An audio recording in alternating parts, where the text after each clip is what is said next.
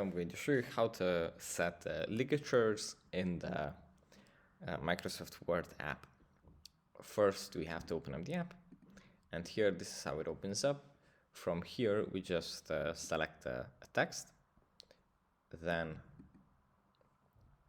we just go into the top row, click on this text effects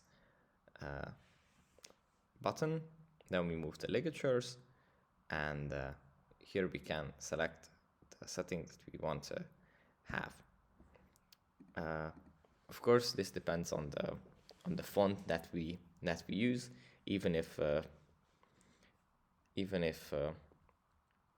we enable all ligatures in the selected text, maybe there won't be any because of the font.